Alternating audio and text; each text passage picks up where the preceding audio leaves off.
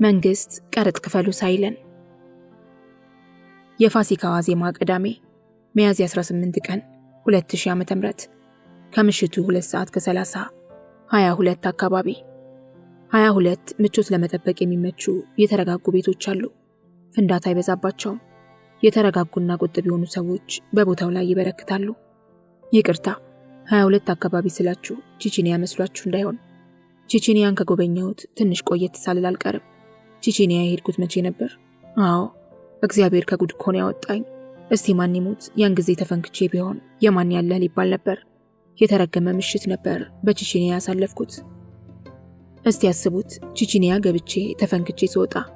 በጣም የሚገርመው ነገር ባለፈው ከአንድ ወዳጄ ጋር በዚህ አካባቢ ሳልፍ ቤቷን አየኋትና ትዝታዬ እንቀሰቀሰብኝ። ከዚያች የተረገመች ምሽት በኋላ ቺቺኒያን ረግጬ አላውቅም። ለነገሩ ለኔ የተረገመች ብትሆንም ለክብሯን አንባቢዎቼ ጥሩ የጽሑፍ ምንጭ እንደሆነች መሸሸግ አይኖርብኝም። አደጋው ቀላል የሚባል አልነበረም። በአንዳች ምክንያት በተፈጠረ ግርግር አንዱ የመጠጥ ቤት እድምተኛ ክፉኛ ተፈንክቷል። ሳይቸግረኝ በተፈጠረው ግርግር መሃል ጣልቃ ገብቼ እኔም የጽዋው ቀማሽ ልሆን ነበር። ሸሚዜ ላይ የቀረው ደም ቀላል የሚባል እንዳልሆነ ያረጋገጥኩት ከአንድ ሳምንት በኋላ ነው። ሰውየው ለካ በጣም ነበር የተጎዳው። አየኔ ነገር የምንጨዋወተው ስለ ፋሲካ ሆኖ ሳለ ስለ ቺቺኒያ ያዘባርቃለሁ። ለማንኛውም ወደ ቀልቤ ተመልሻለሁ። የፋሲካ ዋዜማ ደስ ይላል። ቡና ቤቶች ሞቅ ደመቅ ብለዋል። እንግዶቻቸውንም በጉጉት እየተጠባበቁ ነው። 22 አካባቢ ካሉት ቡና ቤቶች በአንዱ ተገኝቻለሁ። የሴቶቹ አለባበስ ደስ ይላል። እዚህ ቤት ውስጥ ያሉት የሴቶች ቁጥር ለመሸታ ቤቱ በቂ የሚባል ቢሆንም ቁጥራቸው ከ12 አይበልጥም። በአበሻ ቀሚስ ሽክ ብለዋል። ሁሉም አምሮባቸዋል። የፀጉር አሰራራቸው ልዩ ነው።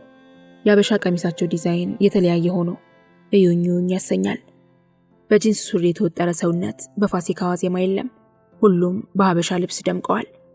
በሚኒስከርት መልክ የተሰራ የአበሻ ቀሚስ የለበሰች ሴት ከአይኔ ጥልቅ ያለችበት ምክንያት ግን አልገባኝም። ምናልባት አይምሮዬ ከሌሎች ሴቶች አስበልጦ ስላሳየኝ ይሆናል። ሚኒስከርት ያምርባታል። እግሮቿ በጣም ያምራሉ። ለዚህም ሳይሆን አይቀርም በአበሻ መልክ የተሰራ ሚኒስከርት መምረጧ። የጂንስ ሱሪ ያህል ባይሆንም የሰውነት ቅርጽን በሚያሳይ መልኩ ጠበብ ተደርጎ የተሰራ የአበሻ ቀሚስም ይታየኛል። እናቶቻችን ሽሮ ሜዳ ሄደው የሚያሰፉት ወይም ደግሞ የሚገዙት የባልቴቶች የአበሻ ቀሚስ የለበሱም አልታጡም። ብቻ ሁሉም ያምራሉ። ልጅቱ ወዲያ ወዲህ ስትል ጠጂው በሙሉ አይኑ ይንከባለልባታል። ሚኒስከርት ለልጅቱን የተፈጠረው ቢባል ማጋነን አይሆንም። ቤቱ ጢም ብሏል። የተለያዩ ሰዎች በቡድን ተከፋፍለው ድራፍት ይጎነጫሉ። እልፍ ብሎ እዚያ ማዶ ደግሞ ነጠላ የለበሱ 3 ሴቶች ከ2 ወንዶች ጋር ክብ ሰርተው ማዕት ቢራ ደርድረው ወጋቸውን እየኮመኮሙ ቢራቸውን ያወራርዳሉ። እነዚህ ሴቶች ምናልባትም ከቤታቸው ለመውጣት የቤተ ክርስቲያን ዳር መልካም አጋጣሚ ሳይፈጥርላቸው አልቀረም። አቅራቢያችን ያለው ቤተ ክርስቲያን ቅዱስ ዑራኤል ወይም ቦሌ መድኃኔዓለም ነው። ሐሳባቸው ወይም ደግሞ እቅዳቸው ወደዚያ ለመሄድ ቢሆንም በሆነ ምክንያት ሐሳባቸውን ያዘገዩት ይመስላል። አለዚያም ከ3 ሰዓት እስከ 6 ሰዓት በቢራ ተዝናንተው ከ6 ሰዓት በኋላ ቤተ ክርስቲያን ለመሄድ አስበውም ሊሆን ይችላል። በቢራ ሰክረው እንዴት ወደ ቤተ ክርስቲያን ይሄዳሉ ካልተባለ በቀር መቼም ነጠላ ተለብሶ መጠጥ ቤት መግባት የተዘወተረ አይደለም። ከዚህም በኋላ ቢሆን በቢራ ብዥታ ሐሳባቸውን ለውጠው ከናፈቋቸው ፍቅረኛቸው ጋር ዓለማቸውን ሲቀጩ ያድሩ እንደሆነ ማንስ አወቀ? ለጊዜው በእርግጠኝነት መናገር የሚቻለው ቢራ መጠጣታቸውንና ጧፍ መያዛቸውን ብቻ ነው። ቢራ ጠጥተው ራሳቸውን ተቆጣጥረው አምላካቸውን ለማመስገን ወደ ቤተ ክርስቲያን ቢሄዱም ባይሄዱም ምርጫው ይነሱ ነው። እነኚህ ቆነጃጅት እላያቸው ላይ ነጠላ ጣል አድርገው ከጎረምሶቹ ጋር የሚዝናኑት ከነፍሳቸው ይልቅ የሰው አምሮታቸው በልጦባቸው ሊሆን ይችላል። ከቤተሰብ ፍቃድ ያገኙትም ቤተ ክርስቲያን በመሄድ ሰበብ እንደሆነ ሁኔታቸው ይጠቁማል። ምናልባት አንድ ለመንገድ ብለው በአንድ ድንጋይ 2 ወፍ ይሉት አይነት ስጋቸውንም ነፍሳቸውንም ለማስደሰት የመረጡት የብልጣብልጦች ፈሊጥ ይሆናል። አንድ ለመንገድ ተብሎ ቤተ ክርስቲያን መሄድ ያስቀስፍ ወይም ማያስቀስፍ እንደሆነ የተረጋገጠ ነገር ባይኖርም በደጀ ሰላም ቀኑና የሰንበት ያስረሽ ምቺው የተከለከለ አይደለም። ታዲያ እንዴት ነው ነገሩ? ለማንኛውም መዝናናቱ ክፋት የለውም። በስመ ቤተ ክርስቲያን በስመ የፋሲካ ዋዜማ ባይሆን ግን ይመረጣል። ግን ምን አለበት? ክፋት አለው እንዴ? ራሳቸውን እስከጠበቁ ድረስ ይዝናኑ። ሴቶቹ ሞቅታ እየተሰማቸው ነው። ሴቶችና ስካር ከተገናኙ ሳቅ አለ። ሴቶች መስከራቸውን የምታረጋግጡት ሲንከተከቱና በቄንጥ መሳቅ ሲጀምሩ ነው። የሚስረቀረቅና የሚፍለቀለቅ ሳቅ ካበዙ ሰክረዋል ማለት ነው። ከወዲያኛው ጥግ ደግሞ አንድ በግምት 55 የሚሆናቸው ቢራ እየጠጡ ነው። ሞቅ ብሏቸዋል። ሞቅታቸው የሚገለጸው በሰውነት እንቅስቃሴያቸው ነው። ማዕዘን ጥግ ተቀምጠው ይወዛወዛሉ። ደግሞም ባርኔጣቸውን ለቅ ያደርጋሉ። መነጽራቸውን ያወልቁና ጠራርገው መልሰው ያስተካክላሉ። አንዲት መስቀል ያለባት ባለ ንቅሳት የቀይ ዳማ ሴት ሚሪንዳ እየጠጣች ነው። እሳቸው እያሻሿት ነው። ጸጉሯን፣ ዳሊዋንና ጡቶቿን በነካኳት ቁጥር እርሷ ትስቃለች። የዚያን የፊታቸው ደስ በሚል መንፈስ ይሞላል። ደግሞ ቢራቸውን ይጨልጣሉ። ምን እንደተነጋገሩ ባይታወቅም ተግባብተዋል። እሷም እሳቸውም ተሳሳቁ። መገመት ግን ይቻላል። ጊዜያዊ የሆነ አዳር ብቻ ተስማምተዋል። ባለ ንቅሳቷ ወደ ውስጥ ገብታ ተመልሳ መጣች። አዛውንቱ በፈገግታ ተቀበሏት።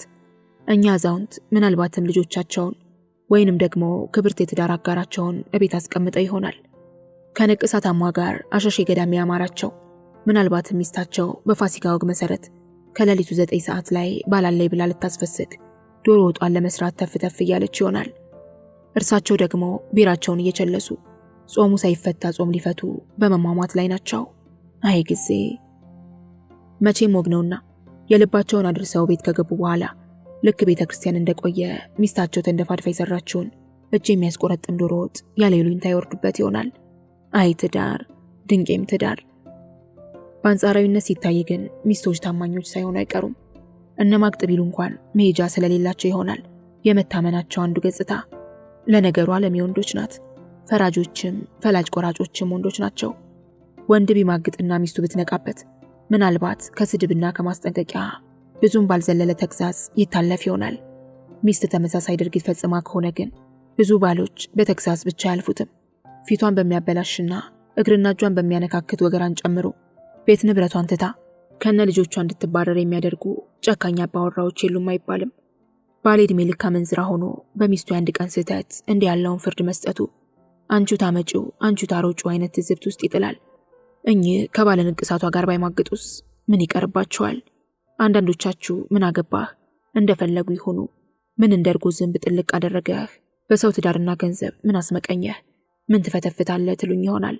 ደግሞም ትላላችሁ። አንድ ነገር ግን ወቁ፣ የትዳር አጋርን ከቤት አስቀምጦ መንዘላዘል መብት አይደለም። ምናልባትም እኮ ልጅ ለዓመት በዓል የበዓል ጫማና ሱሪ ጠይቆ ተከልክሎ ይሆናል። ለመሸታና ለሴተኛ ዳሪ ሲሆን ግን ልጁ ከጠየቀው እጥፍ ድርብ ገንዘብ ይመነዘራል። ምናልባትም እኚሁ አዛውንት እቤት ገብተው ስለ የኑሮ ውድነት ያወሩ ይሆናል። ከትዳር ውጪ መማገጥ፣ ባለትዳር ሆኖ ሴተኛ ዳሪን ማውጣት፣ ቤትን በድሎ ለሴተኛ ዳሪ ብዙ ብር መመንዘር፣ ለሚስት የሚገባትን ክብር መንፈግ ግን መብት አለመሆኑን ማንም አያጣውም። በእርግጥ እንዲህ አይነት ነገር በምን አገባኝ የሚታለፍ አይደለም። ቢቻል ዘልዛላ ሴሰኛና ትዳራቸውን ሚስታቸውን የሚበድሉትን ባለትዳሮች የበሽታና የቤተሰባቸው ጠንቅ እንዳይሆኑ የሞራል ሕግ ሊወተውታቸው የግድ ነው። አሁን ሰዓቱ ከምሽቱ 4 ሰዓት ከ45 ደቂቃ ይላል። ነጠላ ጣል አድርገው እየተዝናኑ የነበሩት የቤት ልጆች ተነስተው ሄደዋል። አዛውንቱም ከባለ ንቅሳቷ ጋር መዳራታቸውን ቀጥለዋል። የበዓል ሙዚቃ ተከፍቷል። ምሽቱ እየገፋ በመምጣቱ የፋሲካ ዋዜማ እንደደመቀ ቀጥሏል። ከአንድ ወዳጄ ጋር ሆኜ ቢራይን እየኮመኮምኩ የበዓል ሙዚቃ እያጣጣምኩ ሳለ አንዲት ፒያሳ የማውቃት ልጅ ባበሻ ቀሚስ አሸብርቃ ከተፋለች። ሰላምታ ተለዋወጥን። ምን አወሻሸኝ፣ ተሳሳምን። ወንበር መሳብ አላስፈለጋትም። ወንበሩ 3 ሰዎችን ያስቀምጣል። አረፋለች። ደህና ነሽ? ደህና ነኝ። ፒያሳ ስራ ተውሽ እንዴ? አዎ ከተውኩ ቆየሁ። አይኖቿ ፈጠዋል። ገና ከጫት መነሳቷ ነው መሰል ፊቷ ላይ የምርቃና ፈረስ ይጋልባል። የጫቱ ሽታ ገና ካፏ አልጠፋም። ምርቃኗን ለመስበር አንቀሽቅዟታል። ከኔ ጋር በመገጣጠሟ ያራዳውን ጊዮርጊስ ሳታመሰግን አልቀረችም። ምርቃኗን ለመስበር ስትንቀሸቀሽ እኔን ጣለላት። ምን አይነት ጫት ነው የቃምሽው? አልኳት በለሆሳስ። ገለምሶ ነው የቃምኩት። አሁን ገና ነው ከጫት ላይ ተነሳሁት። በስንት ጊዜ መሰለ የቃምኩት። እንዴት እንዳወዛገበኝ አትጠይቀኝ። አቦ ወሬውን ተውና ቢራ ጋብዘኛ። ደሞ ለቢራ ምን ችግር አለ? ጠጪ። ወይተሮ ገና ከመጠራቱ ሲንደረደር መጣ። ቢራ አዘዘች። ተከፈተ። ቺርስ አለችን። እኔንም ጓደኛዬንም ብርጭቋችንን አንስተን አጋጨ ነው። ፋታ አልሰጣትም። የቀረበላትን ቢራ በአንድ ትንፋሽ ግማሽ አደረሰችው። ምርቃኗ ለመሰበር ገና ብዙ ቢራዎች ሳያስፈልጉት አልቀረም። የዓመት በዓል ስራ እንዴት ነው? ሰሞኑን አሪፍ ነበር። ዛሬ ግን ከእኩለ ሌሊት በኋላ ነው ስራ የምጀምረው። ምን አዲስ ነገር ተገኘና ነው በእኩለ ሌሊት ስራ የምትጀምሪው? ሰውን ላለማሳሳት ነዋ። ምድረ ጦመኛ ነኝ ባይ ጦሙን ብቻ ሳይሆን ሱሪውንም ሳስፈታን የማነጋው። ይህንን ምን አሳሰብሽ? ለዚያውም በህማማት ሰሞን ይህንን ማሰቡ ጥሩ ይመስልሻል? አይምሰልህ። እንዲያው ደርሰህ እኔን ኃጢአተኛ ለማድረግ አትሞክር። እውነተኛ ጿሚ ቢሆንማ እዚህ ምን ያመጣዋል? የሴተኛ ዳሪዎች እንዳለ እያየ ምን ምራቁን ያስውጠዋል? ሰው በጾም ተዳክሞ ይችን የህማማት ሳምንት እንኳን በትንሹ ኃጢአቱን ሊያስተሳስር ከቻለ ፍስኩን እኔ ጋር ቢያደርገው እንደሚታሰበው የሚኮነን አይመስለኝም። አይ ጾም እኔን ጾም ያድርገኝቴ አለችና ሳቋን ለቀቀችው። ጥርሶቿ የሚያምሩ ቢሆኑም ጫት እያበለዛቸው ነው። ገና ከ6 ሰዓት በኋላ ነው የወንዶቹን ስሪ ማስፈታት የምትጀምሪው? ጾማቸውን ጭምር እንጂ። የጾም ስራ ግን እንዴት ነበር? የጾም ስራ አሪፍ ነበር። ለኔ እንዳውም የጾሙ ስራ ሳይሻለኝ ይቀራል ብለህ ነው? ለኔ ሲል አመቱን ሙሉ ጾም ቢሆን ጥሩ ነበር። የጾም ደንበኞችሽ እነማን ነበሩ? ስራ እኮ ነው። ደሞ ወንድ ልምረጥ እንዴ? አንዳንድ ጥጋበኛ ሴቶች ቡና ቤት ተቀምጠው ወንዶችን ይመርጣሉ። ሽማግሌ አልፈልግም፣ ወጣት አልወድም እያሉ ይመጻደቃሉ። አይ ጉራ ጉራቸው እንዲህ እንዳይመስልህ። ስራ እስከሆነ ድረስ ስራ ነው። ሰይጣንም እስከ ከፈለ ድረስ አልከለክለውም። ይህ ትክክለኛ እምነትሽ ነው? ትክክለኛ በሆንም ባልሆንም መኖር ካለብኝ ይህንኑ ነው ማድረግ ያለብኝ። ከቤቴ የወጣሁት እኮ ወንድ ለማማረጥ ወይም ቦይፍሬንድ ለመጥበስ አይደለም። ወንድ የማማረጥ ከሆነ የባልና የሚስት ወይም የቦይፍሬንድና የገርል ፍሬንድ ጉዳይ ይሆናል። አንዳንዶች ባለጌ ነው፣ ብልቱ ትልቅ ነው፣ ያሰቃይሻል፣ ይህ አመሉ መጥፎ ነው፣ ሌላ ነገር ይጠይቅሻል እያሉ መጥፎ አመልና ባህሪ ካላቸው ወንዶች ጋር እንዳልወጣ ይመክሩኛል። እኔ ግን አልቀበላቸውም። ሁሉንም በዘዴ ማለፍ ችሎታ አለኝ። ሁሉንም በጸባይ አስተናግዳቸዋለሁ። ወንድ መርጬ ትደርሳለሁ። በብዛት የሚያጋጥሙሽ ወንዶች እንዴት ያሉ ናቸው? በእድሜ ጠና ያሉትን እመርጣለሁ። አቅፈውኝ ሲተኙ አባቴን ይመስሉኛል። ደግሞም ብዙዎች ያገናዝባሉ። እንደ ወጠምሻ ጎረምሳ የወሲብ ችሎታቸውን ለመፈተሽና ለማሰቃየት ግብ አይገጥሙም አለችና ሳቋን ለቀቀችው። ቢራዋን ተጎነጨችና ቀጠለች። ሽማግሌዎች ደስ ይላሉ። አባቴን የሚያስታውሱኝ። እኔ ምን አገባኝ? ገንዘብ እስከከፈሉ ድረስ ማንም ይምጣማን እስከፈለገኝና እስከመረጠኝ ድረስ ይሄድለታለሁ። ከኤችአይቪ ኤድስ ጋር አብሮ የሚኖርም ቢሆን የመኖርና ያለመኖር ጉዳይ ስለሚሆን እዚህ ላይ ይጠነቀቃለሁ። የኤችአይቪ ኤድስ በደም ውስጥ መኖሩን እያወቀች ዝም ብላ ተጎትታ የምትሄድ ሴት የምትኖር አይመስለኝም። ይህንንማ እንዲያውም መክሰስ ነው እንጂ ያለብኝ። በሽተኛ መሆኑን እያወቀ እንዴት እስከኔ ጋር ይተኛል? ለነገሩ እንጂ ማን ምን እንደሆነ የምናውቅበት ምንም እድል የለንም። ይሄኔ ከስንት በሽተኞች ጋር ተኝቼ ይሆናል። እኔ አላውቅም። የምናውቅበት ምንም እድል የለም። ተመርምረሽ ታውቂያለሽ? በደንብ እንጂ። ስንት ጊዜ? 2 ጊዜ። ስራ ከጀመርሽ ስንት ዓመት ተቆጠረ? 3 ዓመት መሆኑ ነው መሰለኝ። በ3 ዓመት ውስጥ 2 ጊዜ ብቻ ምርመራ አላነሰም? በጣም ጠንቃቃ ነኝ። ወሲብን ከኮንዶም ውጭ አድርጌው አላውቅም። ኮንዶም አልፈልግም የሚል ሲገጥመኝ አስተምረዋለሁ። ራስን አውቀ ቢሆን እንኳን ለኔ ሳይሆን ለራስህ አስብ። ካላወክ ደግሞ ከራስህም አልፈ ለሌሎች ጠንቃቱን ብዬ አስተምረዋለሁ። ይገርማል፣ ይሰሙኛል። ኤችአይቪን በጣም ፈራለሁ። ከንፈሬን ተስሜ አላውቅም። እንደውም ኮንዶም በማሻሻጥና ሰዎች እንዲጠቀሙበት ላደረኩት አስተዋጽኦ የህይወት ትረስት አከፋፋይ ዲኬቲ ሊሸልመኝ ይገባል አለችና አሁንም ሳቋን ለቀቀችው። ገንዘብ ግን ትይዣለሽ? አታስዋሸኝ። ብር እወዳለሁ። የምወደውን ያህል ደግሞ አላባክንም። እንዴ ነገ እኮ ምን እንደሚፈጠር አይታወቅም። ለምሳሌ የመንግስት ነገ ተነስቶ ቀረጥ ክፈሉ ቢለን ምን ይወጣኛል? ገሌን ሸጬ ደግሞ ቀረጥ ልክፈል እንዴ? ይሄ አደገኛ የሆነ መንግስት አያመጣው የለ። ቀረጥ ክፈሉ የሚልበት ቀን ከመምጣቱ በፊት የቻልኩትን ያህል እያጠራቀምኩ ነው። እስካሁን ስንት አጠራቅምሻል? ምን አገባ? ብሬን ብለህ ልታገባኝ እንዳይሆን። ለነገሩ ትንሽ አጠራቅሜያለሁ አለ አይደል እንዳቀሚቲ። ቅድም ስለ ቀረጥ የሆነ ነገር ስታወሪ ነበር። መንግስት ቀረጥ ክፈሉ እንዳይላችሁ ስጋት አለሽ ማለት ነው? ነገ ምን ሊፈጠር እንደሚችል ማናችንም ብንሆን ምንም አናውቅም። ከሆነ በኋላ ከማዘን የሚመጣውን ተዘጋጅቶ መጠበቅ ይሻላል። እኔ ሁሉንም ሴቶች የምመክራቸው ገንዘቡን እንዲይዙት ነው። ነገር ግን ይህ ገንዘብ የሚባለው ነገር ስሩ አይጨበጥም። አንዳንድ ጊዜ ጨብጫዋለሁ ያልኩት ገንዘብ በሆነ ባልሆነው ሲጠፋ እናደዳለሁ። በረከት የለውም ሲባል በረከቱ ይጠፋል። አሁን ግን በጥንቃቄ ከተያዘ ማጠራቀም እንደሚቻል አረጋግጫለሁ። እየተማማቀ በመጣው ጨዋታችን መሃል የወሬ ርዕሳችንም እየተለወጠ መጣ። የአበሻ ቀሚስሽ ያምራል። ስንት ገዛሽው? ቆይቷል ከገዛሁት። የዋጋውን ነገር ግን አታንሳው። ሆድ ይፍጃው አለ ጥላሁን ገሰሰ። በነገራችን ላይ ስራውን የማቆም ሐሳብ የለሽም? አለኝ እንጂ። አሁን የምሰራበት ቡና ቤት እንዴት አሪፍ መሰለ። ባለቤቶቹ ጥሩ ሰዎች ናቸው። አሁን ለምሳሌ ለበዓል ቤት ውስጥ ለምንሰራው በሙሉ በግ ገዝተውልናል። በዓሉን ተደስተን እናከብራለን። ለሰራተኞች ይጨነቃሉ። እንዲህ አይነት ባለቤት አይቼ አላውቅም። ድሮ ፒያሳ ስሰራ አስተናጋጅ ነበርኩ። ደሞዜ 70 ብር ነበር። በወር 14 ብር ብቻ ይዤ የሚሄድበት ጊዜ ነበር። እየጠጣሽበት ይሆናላ። ኧረ ይቅር ይበልህ። ምን መሰለህ፣ ሳረፍድ 10 ብር ይቆረጣል። ብርጭቆ ሲሰበርም የተጋነነ ዋጋ ስልተው ይቆነድዱኛል። 70 ብር በወር እየከፈሉን ደሞዛችንን ሲቆርጡብን ርህራሄ የሚባል ነገር አልፈጠረባቸውም። አቤት ጭካኔ! በጣም ብዙ ሆዳም ነጋዴዎች አሉ።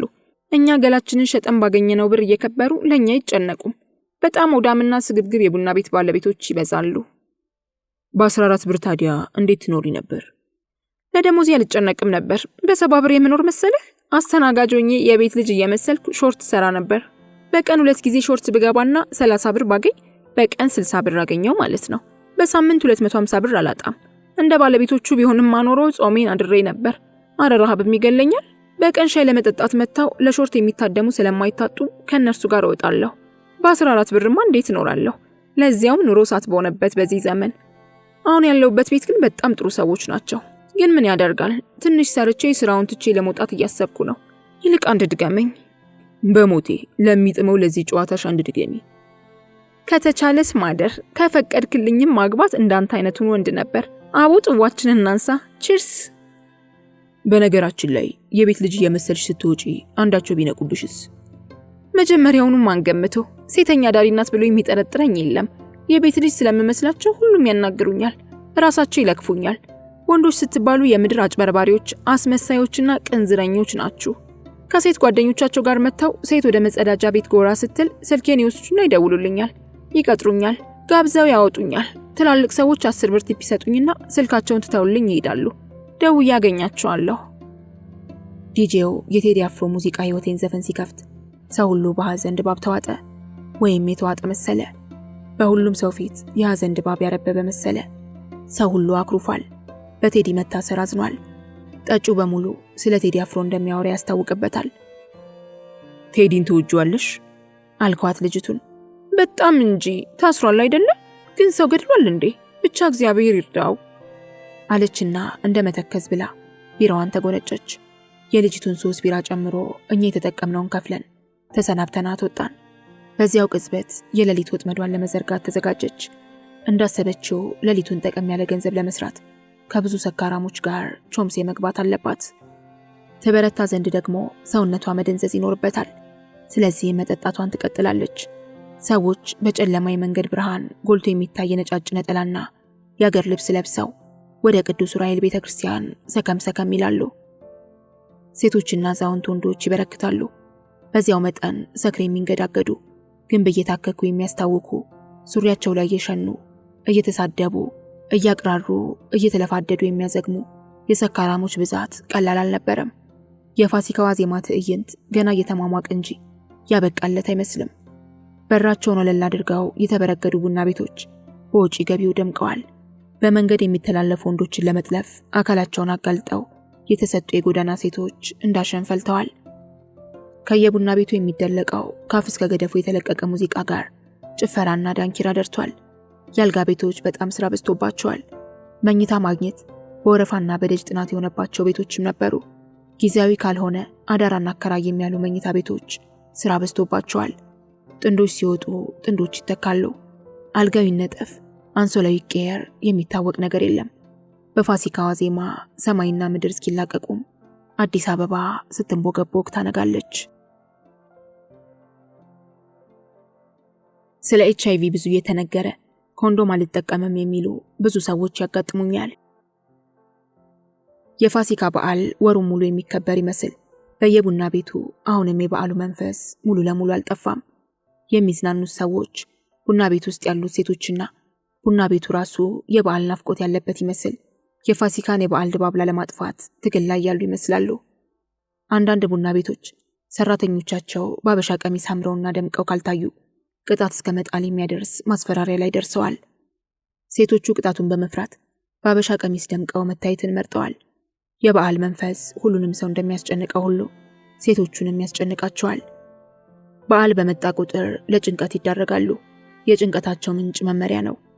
ለቤቱ ደንብና መመሪያ ተገዥ መሆን ስላለባቸው ደንቡን ለማክበር ሲሉ ይጨናነቃሉ።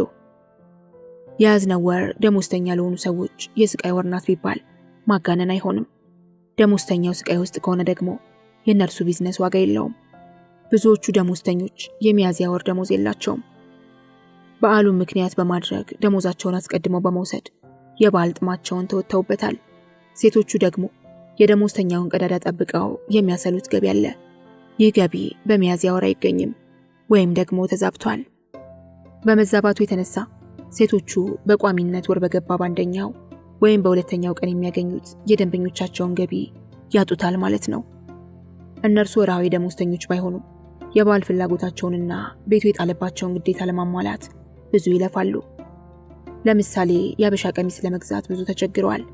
ሽሮ ሜዳ ሄደው በ150 ብር ወጪ የአበሻ ቀሚስ ገዝተው ግዴታቸውን መወጣት ሲገባቸው ከአምሳያዎቻቸው ጋር ይፎካከራሉ። ፉክክራቸው ደግሞ እነርሱን ይጎዳል። አንዷ ሴት የ500 ብር የአበሻ ቀሚስ ለብሳ ከሆነ ሌሎችም ይፎካከራሉ። በዚህ የተነሳ የእነርሱም ወጪ ስለበዛ የሚያዝያን ወር ተቸግረው ያሳልፋሉ። ከምሽቱ 2 ሰዓት ላይ መገናኛ አካባቢ ወደሚገኝ አንድ ባርና ሬስቶራንት ጎራልኩ።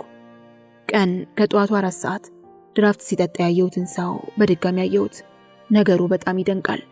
ከጠዋቱ 4 ሰዓት ጀምሮ ድራፍቱን ይለጋል። ቀኑን ሙሉ ሎበት ምሽት ላይ መጋቱን ቀጥሏል።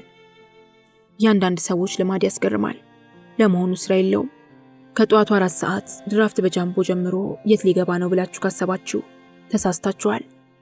ሰውየው ከድራፍቱ ጋር ብቻ ሳይሆን ከጃምቦ ብርጭቆም ጋር ጭምር ነው ፍቅር የያዘው። ጃምቦውን ጨብጦ ይገለብጣል። አጠጣጡ ደግሞ ያስፈራል። እዚህ ቤት ውስጥ ሳገኘው ገረመኝ። ለአንዳንድ ሰዎች ጥማቸውን ይቆርጣል። ለእንደዚህ አይነቱ ሰው ደግሞ ድራፍት ምግብ ነው። ቤቱ ሙሉ ነው። ሴቶቹም ሽክ ብለው የተለመደውን የሥራ ተግባራቸውን ያከናውናሉ። እዚህ ቤት ያሉት ጠጪዎች አብዛኞቹ ማለት ይቻላል ድራፍት ተጠቃሚዎች ናቸው። ድራፍቱን ይወርዱበታል። ይቀዳል፣ ይጨለጣል፣ ጥብስ ይበላል፣ ይጠጣል፣ ብርጭቆ ይቀየራል፣ ይቀዳል፣ ይጨለጣል። ደስ የሚል አጠጣጥ ይታያል። የድራፍት ጠጪዎች ውድድር ቢኖር ኖሮ እዚህ ቤት ያሉት ጠጪዎች ኢትዮጵያን የወርቅ የብርና የነሐስ ሜዳሊያ ባለቤት ያደርጓት ነበር። አንዲት ሴት ብቻ የተጠቀመችበት ወንበር አገኘሁና አረፍ አልኩኝ። አስተናጋጅ መስላኝ ነበር፣ ግን አይደለችም። ትታዘዘኛለች ብዬ ስጠብቅ ዝም አለችኝ። ድራፍቷን ትኮመኩማለች። ሲንግል ድራፍት ነው። አንዲት ሴት ምን ልታዘዝ አለችኝና ልጅቱን በግልምጫ አንስታ ፈረጠቻት። የቡና ቤት ሴቶች ልትዝናና ብቻዋን የምትገባ ሴት አይወዱም። ከወንድ ጋር የምትመጣ የውጭ ሴትም አይወዱም። ቡና ቤት ውስጥ የሚዝናኑት ወንዶች የራሳቸው ብቻ እንዲሆን ይፈልጋሉ። ልጅቱ ግን ምንም አልመሰላትም። ቢራይን ተጎነጨውና ምን ነው ገላመጠችሽ አልኳት። ይህ የሴቶች ባህሪ ነው፣ አይፈረድባትም። የቡና ቤት ሴቶች ከነርሱ ውጭ ያሉትን ሴቶች አይወዱም። እኔ የውጭ ሴት ስለሆንኩ ወንዶቻችንን ይቀሙናል ብላ ስላሰበች ነው። አንቺ እዚህ ቤት ውስጥ አትሰሪም? አልሰራም። እየተዝናናሽ ነው? አዎ። ብቻሽን? ልጆች ነበሩ አብረውኝ። የሆነ ጉዳይ ገጥሟቸው ትተውኝ ሄደው ነው። ከገባን ቆይተናል። እኔ ቆያለሁ ስላቸው እዚህ ትተውኝ ሄዱ። ለምን አብረሻቸው አልሄድሽም? ስራዬን መስራት ይኖርብኛላ። ቀኑን ለምን አቃጥለዋለሁ? ሁለቱ ጋባዦቼ እኮ ደንበኞቼ ናቸው። እነርሱ ከሄዱ በኋላ ቤቴ መግባት አለብኝ አለችና ከቦርሳዋ ሲጋራ አውጥታ ለኮሰች። ሮዝማን ሲጋራ። ቢዝነስ የምትሰሪ አልመሰለኝም ነበር። የቤት ልጅ መስላለሁ? ምን ልዩነት አላችሁ? ልክ ነህ። ብዙ ሰው አይጠረጥረኝም። ትልልቅ ሰዎች የሚመዙበት ቡና ቤት ውስጥ መዝናኛ ማዕከላት ገብቼ እጄ ላይ የጣለውን አጥምጄ እወጣለሁ። የቤት ልጅ አገኘው ብሎ አፈፍ አድርጎኝ ይዞኝ ይሄዳል። ለነገሩ ቢዝነስ ትሰራለች ብሎ የሚጠረጥረኝ የለም። ስታይሌ ቤት ልጅ ነው። እነርሱ ፊት ሲጋራ አላጨስም። መጸዳጃ ቤት ሄጄ ነው የማጨሰው። በማስቲካ ሲጋራውን ሽታ ድብን አድርጌ ስለማጠፋው ደግሞ አይታወቅብኝም። ተመልከታት ልጅቱን አለችና ቡና ቤት ውስጥ ወደ ነበረች ሴት ጠቆመችኝ። ሴቶቹ እየተጠቋቆሙባት ነው። ደብድበው ከቤቱ ቢያስወጧት ደስታቸው ነበር። እርሷ ግን ከምንም አልቆጠረቻቸውም። መደበኛ ስራሽ የት ነው? ቡና ቤት ተቀጥሮ መስራት አልወድም። ቡና ቤት አስቀያሚ ቦታ ነው። እስር ቤት ያለው ያህል ይሰማኛል። 2 ወር ሰርቼ ነው የተውኩት። በየቀኑ እንደ ተቀጣሪ በመደበኛ ሰዓት መግባት ያስፈልጋል። መውጫ ይቆረጣል። ይህ ሁሉ በጣም ስለሚያናድደኝ እርግፍ አድርጌ ተውኩት። በተለይ መውጫ ቁረጪ ሲሉኝ ይበሽቃለሁ። ስራ አይደለም ቢዝነስ እስካገኘሽ ድረስ መውጫ ብትቆርጪ ምን አለበት? እኔ ስገኝ ሸጬ ለእነርሱ መውጫ የምቆርጠው እኔ ማን ነኝ? እነርሱ ገበያቸውን ባልጋ እያገኙ ነው። መጠጥ ሲጋብዙን እንጠጣለን። ይሄም የነርሱ ገቢ ነው። ለምንድነው መውጫ ቆርጬ ለነርሱ የምሰጠው? የቡና ቤት ባለቤቶች ሁሉም ተመሳሳይ ናቸው። በእኛ ነው የከበሩት። እኛ ሴትነታችንን ቸርችረን እንኖራለን፣ እነርሱ ይከብራሉ። በእኛ እየከበሩ ታዲያ ለእኛ ሲያዝኑ አይታዩ። እኔ ሰራ የነበርኩበት ቡና ቤት ውስጥ ከ30 በላይ ሴቶች ነበርን። ቢያንስ በቀን ከ20 በላይ ሴቶች ቢዝነስ አግኝተን አዳር እንወጣለን። ከእያንዳንዳችን 20 ብር መውጫ ይቆርጣሉ። የቅዳሜና እሁድን ገቢ ተወው። ከ20 ሴቶች 20 ብር 400 ብር አይሆንም? በየቀኑ የ400 ብር ሎተሪ ይወጣላቸዋል። በ30 ስታባዛው ደግሞ በወር የሚወጣላቸውን ሎተሪ ልታሰላው ትችላለህ። በአልጋ በመጠጥና በምግብ ሰርተው ያገኙ እንጂ እንዴት ስጋቸውን ቸርችረው ከሚያድሩ ሴቶች በሺዎች የሚቆጠሩ ገንዘቦችን ይዘርፋሉ። ይህ ተግባራቸው በጣም ያናድደኛል። እኔ ደግሞ ነፃነቴን በጣም እወዳለሁ። ቅር እያለኝ ምንም ነገር አላደርግም። አሁን ስራውን የምትሰሪው እንዴት ነው? መንገድ ላይ ቆሜ ነው ስራውን የምሰራው። አዛዥም ስለሌለኝ ዘና ብዬ ስራውን እሰራዋለሁ። መውጫ ቁረጪ፣ መጠጥ ጠጪ የሚለኝ ስለሌለ ተረጋግቼ እሰራለሁ። በሳምንት 3 ቀን ብሰራ ነው። በሳምንት 3 ቀን ብቻ?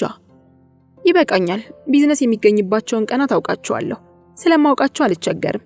ለምሳሌ አርብ፣ ቅዳሜና ማክሰኞ ሰዎች የሚዝናኑበት ቀን ነው። በእነዚህ ቀናት ወጥቼ ስራ አጥቼ አላውቅም።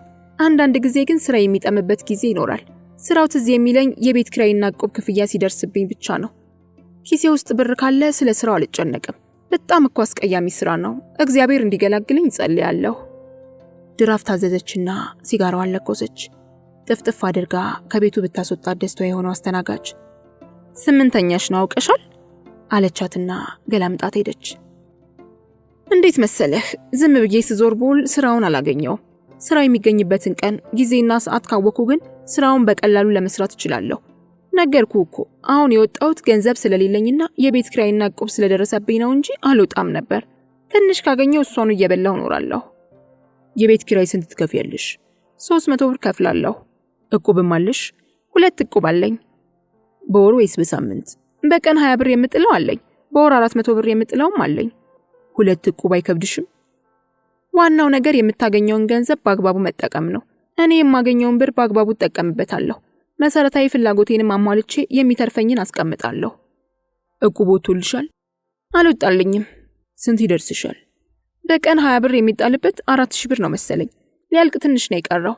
በወር 400 ብር የሚጣልበት ደግሞ ወደ 6000 ብር ይደርሰኛል። ሌላም ዕቁብ አለኝ። በሳምንት 3 ቀን ብቻ ስለምሰራ ብዙ ረፍት አለኝ። ቀን አስተናጋጅነት ተቀጥሬ እሰራለሁ። ደሞዜ በወር 80 ብር ነው። እሱን እንዳለ ዕቁብ እጥለዋለሁ። በጣም የሚገርም ግን ሙሉ ደሞዜን ወስጄ አለማወቄ ነው። ከዚህ ስራ ከማገኘው ነው የምደጉመው። በቅርቡ እንዲያውም 40 ብር ተቆርጦብኛል። ለምን? ብርጭቆ ሰበርሽ፣ አረፈርሽ እየተባለ 80 ብሩም ደሞዝ ተብሎ ይጎመዳል።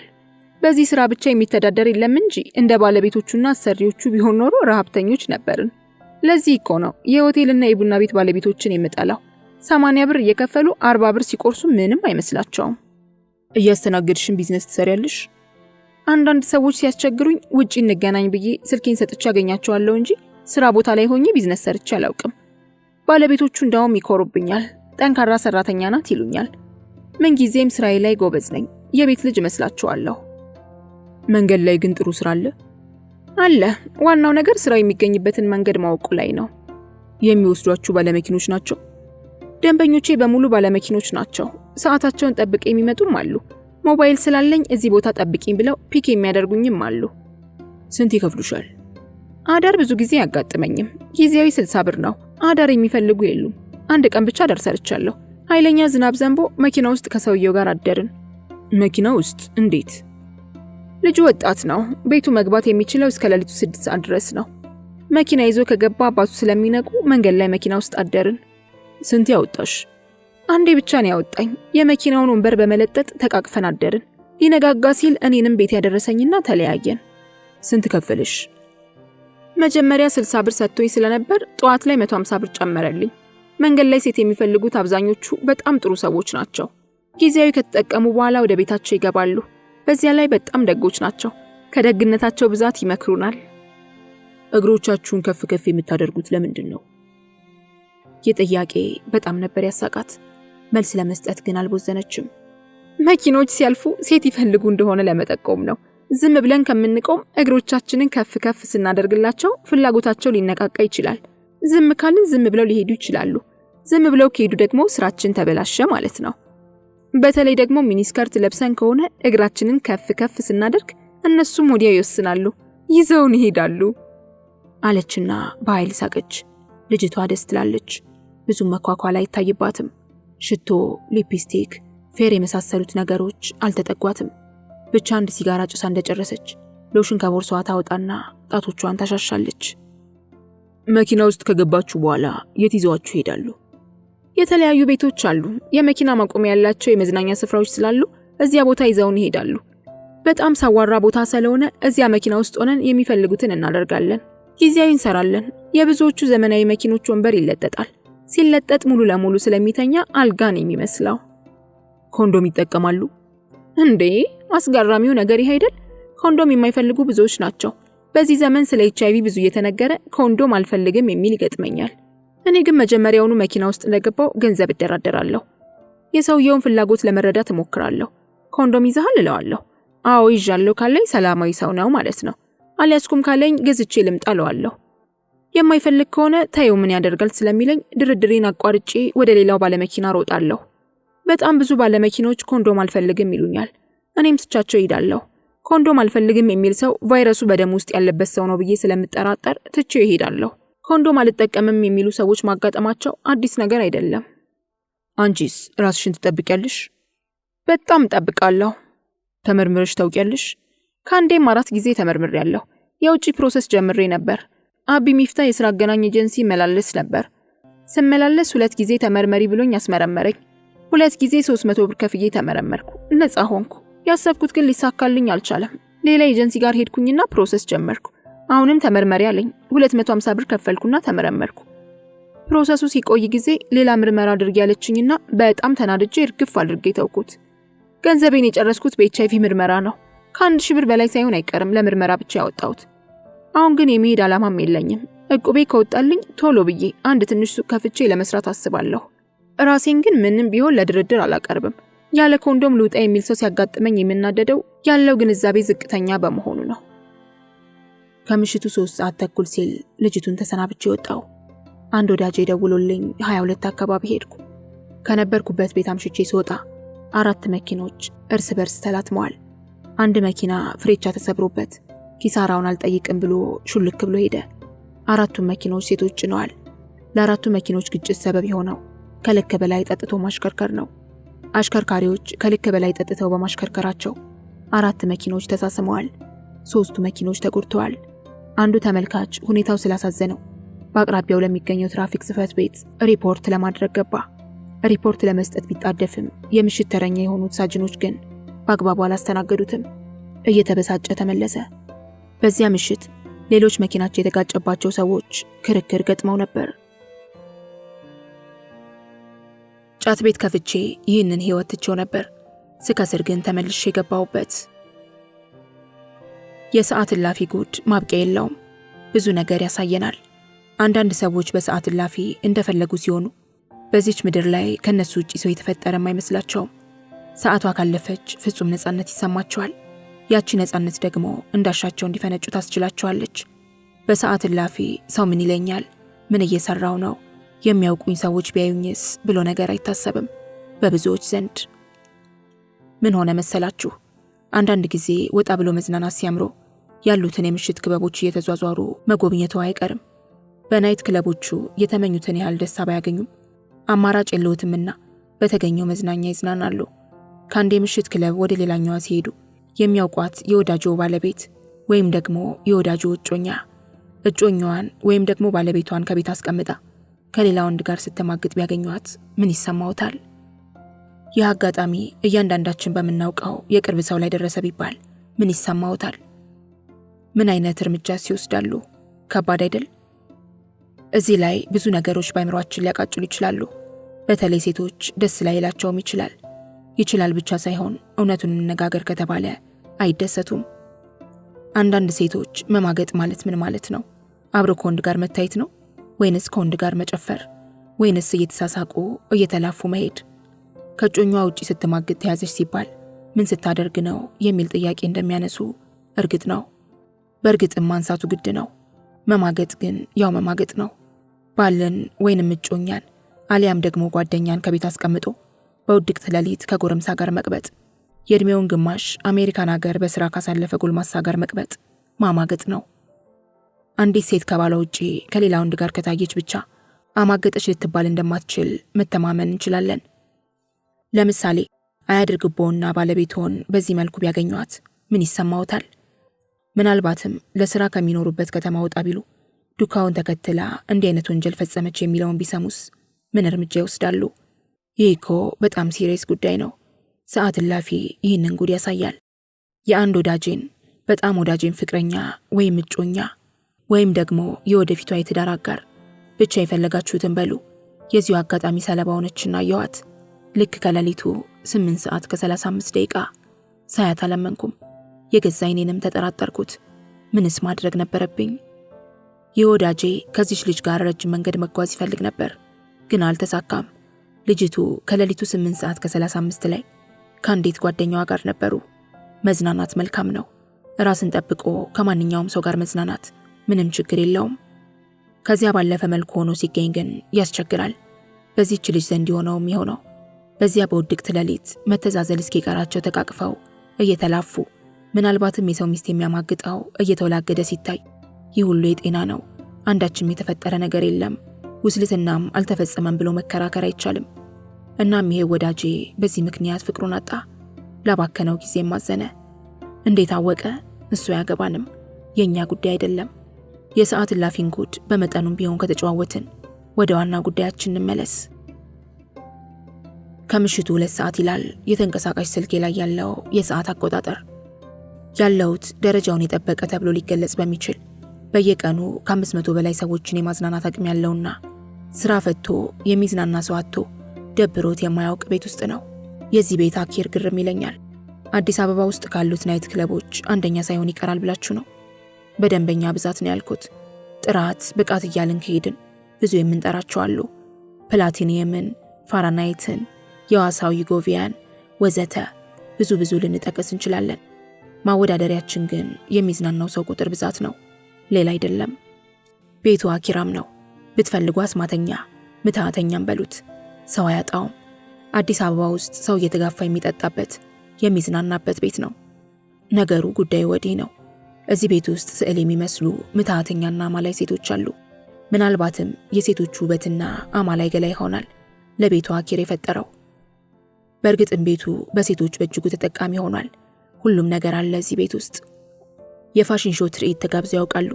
እነ ሀያት፣ ሳያት፣ ናርዶስ፣ ዮርዳኖስ እነዚህ ሞዴሎች የተሳተፉበት የቁንጅና ውድድር ወይም ፋሽን ሾው የሚያስታውሱት ከሆነ እዚህ ቤት ውስጥ ሲመጡ ትዝታው ሊቀሰቀስ ይችላል። ይችን ሞዴል የት ነው ያየኋት? በየትኛው መጽሔትስ ነው ታሪኳን ያነበብኩት? ሚስ ማን ተብላ ነበር ብለው መጨነቁ አይምሮውን መፈተኑ አይቀርም። የቤቱ ሴቶች ሞዴሊስቶች ይመስላሉ። አካሄዳቸው፣ አረማመዳቸው፣ የፀጉር ስታይላቸውና አለባበሳቸው ሁሉ በመድረክ የምናያቸውን ሞዴሎች ይመስላሉ። ሁሉም ያጨሳሉ። ሲያጨሱ ቦታ አይመርጡም። አፍሪካውያን፣ ቻይናውያን፣ ማሌዥያ፣ ፊሊፒንስ፣ አረብ ወዘተ ቤቱን ያውቀዋል። እድሜ ለጋይዶች። እነኚሁ ሴቶች በራስ የመተማመን ችሎታቸው ጥግ ድረስ ነው። ለምሳሌ ከአንድ የውጭ ሀገር ዜጋ ጋር ቢዝነስ ተነጋግረው ካሰቡት በታች የሆነ ብር ከጠራላቸው አፍንጫ አላስ ብለው ትሄዳሉ። ጉዳያቸው አይደለም። የውጭ ሀገር ዜጋ ሲጋብዛት አምሽቶ አብረን እናድራለን ብላ ስትጠብቅ ደንበኞቿን ከሰው ጋር ነኝ ብላ ሸኝታ ስታበቃ ሐሳቡን ቀይሮ መሄዴ ነውና ቻው ይቅናሽ ብሎ 30 ብር ወሮሮላት ቢሄድ 30ውን ብር እፊቱ ቀዳ የምትጥል ቂጥህን ጥረግበት ብላ ፈረንጁን የምታዋርዳለች። ፈረንጁ በልጅቱ ኮንፊደንስ ተማርኮ ደንግጦ ፈዞ ሲቀር ማየት አያስገርምም። እዚህ ቤት ያሉት ቀብራራ ሴቶች እንዲያ ናቸው። ሰዓት እላፊ ብዙ ጉድ ያሳየናል የምንለውም ለዚህ ሆነው። ከውጭ ሀገር ዜጎች ጋር የሚዝናኑ ሴቶች ካሚላት የተሰኘውን ነጭ ዋይን አዘው እየተጫወቱ እየተዳሩ እልፍ ሲልም እየተሳሳሙ ዓለማቸውን ሲቀጩ ምግብ ያዙና ምግብ ይቀርባል። የሀበሻ ባህል ነውና አጠገባቸው እየተዝናና ያለውን ሰው በአበሸኛ ቋንቋ በትህትና እንብላ ይሉታል። አበሻው በአበሸኛ ቋንቋ እንብላ ሲባል በአበሻኛ የተባረከ ይሆን ይላል ተብሎ ሲጠበቅ አበሻነቱን ገልብጦ ሻልና አብሯቸው ቀረበ። አብሯቸው ሲቀርብ ተው ተመለስ፣ ባህላችን ስለሆነ ነው እንብላ ያለህ፣ በቃ ጥፋ ይባል ነገር አንዴ ተጠርቷል። አጅሬው ሲሪየስ ሆኖ ቀረበና የቀረበውን ጥብስ እንክት አድርጎ በላ። ለዋይን ማጣጫ ይሆነናል ብለው ያዘዙትን ምግብ ጥርግ አድርጎ የበላው ጠጪ የሆድ አምላኩን አመስግኖ ወደ ቦታው ሲመለስ ሴቶቹ ምን ቢሉት ጥሩ ነው? እስቲ ገምቱ። በስድብ ጥንብርኩሱን አወጡለት፣ አሰቃዩት፣ ሆዳም ብለው ሰደቡት። የወሎ ድርቅ ይመስላል ሊሉትም ይችላሉ። እስቲ ያስቡት፣ በሰዓት እላፊ እንዲህም ይገጥማል። ምናልባት እርሱ ደግሞ ለፈረንጅ ብር ብሎም ይሆናል። አይገርምም? ጨዋታችንን እንቀጥል። የቤቷ አሪፍ ሴት አጠገቤ መታ ቆመች። ቁምጣዋ ደስ ይላል። ጂንስ ቁምጣ ለብሳለች። ቡትስ ጫማዋ ያምራል። ይህንን ሮዝማን ሲጋራ ያለ ረፍት የምታቦነው ቢሆንም ከንፈሯ አያስታውቅም። እግዚአብሔር ይስጣት፣ ግብዣ አትፈልግም። የራሷን ቢራ ይዛለች። ቆንጆ ነሽ አልኳት። ቆንጆ ያልሆነች አይተሃል አለችኝ። በእርግጥም ትልቅ ስህተት ነበር የፈጸምኩት። እዚህ ቤት እኮ ቆንጆ ያልሆነች የለችም። ቁመናሽ ያምራል ልላትን ፈለግኩና ዋጥ አደረግኩት። ምክንያቱም ቁመናዋ የማታምር ሴት የለችም። ምን ላውራ እያልኩ ሳስብ አሪፍ ወሬ መጣልኝና ባለፈው ስራ እንዴት ነበር? አፍሪካውያኖቹን በደንብ አዝናናችኋቸው አይደል? አልኳት። ኢትዮጵያ ያዘጋጀችው 16ኛው የአፍሪካ አትሌቲክስ ሻምፒዮና ሊጠናቀቅ ቀናት ሲቀረውና በመጨረሻ ቀን አፍሪካውያኑ በተለያዩ ናይት ክለቦች ተዝናንተዋል። እዚህ ቤት ውስጥ መዝናናታቸውንም ስለማውቅ ነበር የጠየኳት። እኔ እንደሰማሁት ከሆነ አትሌቱ፣ አሰልጣኙ፣ የቡድን መሪው፣ ወጌሻው፣ ዶክተሩና አማካሪው ሁሉም እንደ ጉድ ተዝናንተው ነው ከሀገር የወጡት። መዝናናት ሲባል ብዙ ነገር ነው። መጠጥ እየተጎነጩ መደሰት መዝናናት ነው። ኢትዮጵያውያን ቆነጃጅቶችን እያማረጡ ለአልጋ ላይ ጨዋታ ማመቻቸት መዝናናት ሊሆን ይችላል። ኢትዮጵያውያን ቆንጆ ሴቶችን መጋበዝና ውበታቸውን እያደነቁ በቁንጅናቸው መደመም ነው መዝናናት። ታዲያ እኔ የሰማሁት አፍሪካውያኑ ሴቶቹን ጨረሷቸው የሚል ነው። የመዝናኛ ማዕከሏ የአፍሪካውያን መንደር እስክትመስል ድረስ አፍሪካውያኑ ፈሰው ነበር። ብዙዎቹም ሴቶች በዚህ ተጠቃሚ ሆነዋል። የገንዘብ ችግራቸውንም ቀርፈዋል። ሁሉንም ነገር በአይኑ በብረቱ ያየ አንድ ወዳጄ እንዳጫወተኝ ከሆነ ሴቶቹ ሸቅለዋል። አፍሪካውያኑን በወረፋ ነበር ሲያስተናግዱ የነበሩት። ወሬው አሉ ቢሆንም እውነታው ግን ከ50 በመቶ በላይ ነው። እንደ ወዳጄ ገለጻ ከሆነ ሴቶቹ አዳር ሳይሆን ጊዜያዊ ነበር ያስተናገዱት። አፍሪካውያኑ ጊዜያዊ ለመጠቀም እስከ $50 ክፍያ ፈጽመዋል ለሴቶቹ። $50 ምን አላት ለነርሱ? ለሆቴል የሚከፈልላቸው በቀን $120 ነው መሰለኝ። ባለባበሳቸው ተጠቅመው ቆንጆ የምትባለዋን ኢትዮጵያዊት ምናልባትም ልዕልት የተሰኘችዋን $50 ነፍስያቸውን ቢያስደስቱ ምን አለበት? ምንም። አንድ ከውጭ የመጣ በሆነ አጋጣሚ የማውቀው ሰው አፍሪካውያኑ ኢትዮጵያውያን ሴቶች ማውጣትን እንደ ሎተሪ ቆጥሩታል ያለኝ ነገር ትዝ አለኝ። ምናልባትም ይህ በህይወት ዘመኑ ሁሉ ከተደሰተበት አንድ አጋጣሚ ሊሆን ይችላል። ለነገሩ አበሾች ስንባል ለራሳችን የምንሰጠው ግምት ከጣራ በላይ ስለሆነ ነው። አበሻ ከሌሎች አፍሪካውያን የተለየ ነው እንዴ? ራሳችንን አፍሪካውያን ላለማሰኘት ብዙ እናወራለን። ይህ ትምክህታችን በባዶ ሜዳ የመወጠር የመኮፈስ አባዜያችን ደግሞ ከአፍሪካውያን በታች እንዳስቀመጠን ይኸዋለን። እስቲ አሁን ማን ይሙት የኢትዮጵያዊት ገላ ከሌላው አፍሪካዊት ገላ በምን ይለያል? አይ አበሻ እድሜ ልኩን በባዶ ሲኮፈስ፣ ሲያቅራራ፣ ሲፎክር፣ ሲሸልል ይውላል። ይህን ቅራቅንቦ አስተሳሰባችንንና በባዶ ሜዳ የመኮፈስ አባዜያችንን መንግስት ካልጣለልን የትም አንደርስም። የሀበሻ ሴት ተፈጥሮ ወይም ሴትነት እንደ ሌላው አፍሪካዊት ሴት ሁሉ ተመሳሳይ ስብዕና ነው። የሀበሻ ሴት ሴትነት በወርቅ የተለበጠ ወርቃማ ወይም ደግሞ ለየት ያለ ድንቅ ነገር አድርጎ ማሰብን እስካልተውን ድረስ እድገት እንደናፈቀን ይኖራል። ለነገሩ ኢትዮጵያ ወንዞችሽ፣ ተራሮችሽ እያሉ ያሳደጉን አባቶቻችን ናቸው ጥፋተኞች። የሌለንን ነገር ሲያስተምሩን በሌለን ነገር ላይ እንድንኮፈስ እንድንወጠር አድርገውን ያሳደጉን።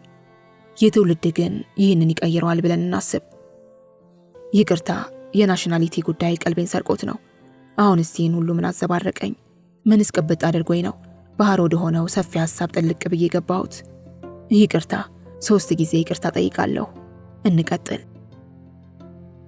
ይህ አጋጣሚ ነገር ሆኖ እኔ እንኳን ተጠቃሚ አልሆንኩም። በእርግጥ መጥተው ነበር፣ ጋይዶች ናቸው ይዟቸው የመጡት። አንዳንዶቹ የፈለጓትን ሴት መርጠው የፈለጉትን አድርገዋል። እኔ ግን ብዙም ተጠቃሚ አልሆንኩም። በእርግጥ አንድ ጊዜ ሾርት ወጥቻለሁ መሰለኝ። ያሰብኩትን ያህል ግን አይደለም። ለሾርት ስንት ከፈሉሽ? $50። አትሌት ነው? እኔ ታውቀዋለሁ። ሲታይ አትሌት ይመስላል። አትሌት ያስታውቃል እንዴ? አለችና ሳቀች። ሲጋራ ለሷ መፋቂያ ነው። በትክክል ስለ መቁጠር ይጠራጠራለሁ እንጂ ወደ 8 ሲጋራ ሳታጭስ ትቀራለች ብላችሁ ነው? የአትሌት ቁመና እኮ ያስታውቃል አልኳት።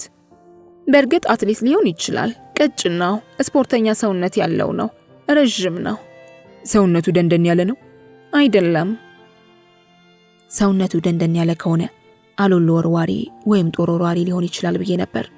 ምንስ ቢሆን ግን እኛ ምን አገባን? በእርግጥ ታዋቂ አትሌት ሊሆን ይችላል፣ ለሀገር ወርቅ ያስገኘም ሊሆን ይችላል።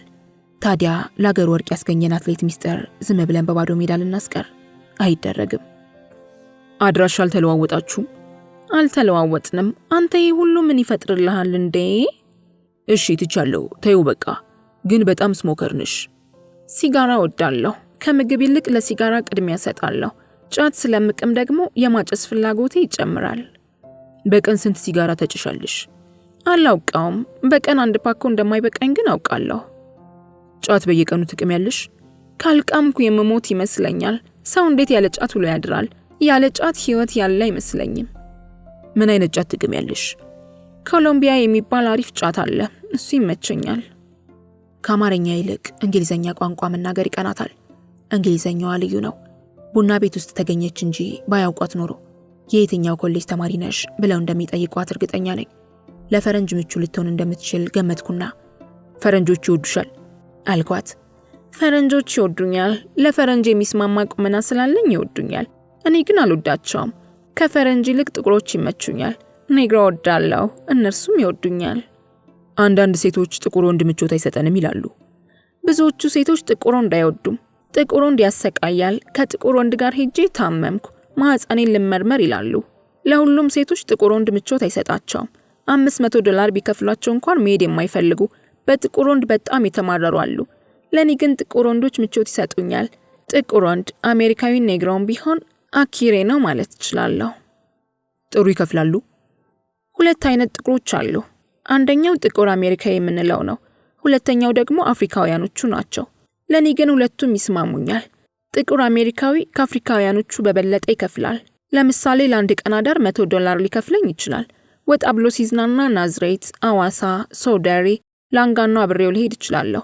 አፍሪካውያኑም ጥሩ ናቸው። እነርሱም ጥሩ ብር ይከፍላሉ። እድሜሽ ግን ስንት ነው? 19። በጣም ልጅ እኮ ነሽ። አርጅቻለሁ። ስንት ዓመት ሰራሽ? 1 ዓመት ሳያልፈኝ አልቀረም። ሲጋራዋ በጣም በዛ። ጭሱ እኔንም እያፈነኝ ነው። የዚች ደግሞ በዛ፣ በጣም በዛ። ሲጋራውን መፋቅ ያደረገችው እኮ። የምታገኛቸው ሰዎች ደንበኞችሽ ህይወትሽ እንድትቀይር አይረዱሽም? እኔ በጣም እድለኛ ነኝ። የሚያጋጥሙኝ ሰዎች ጥሩዎች ናቸው። ይህን ስራ እንድተወው ይገፋፉኛል።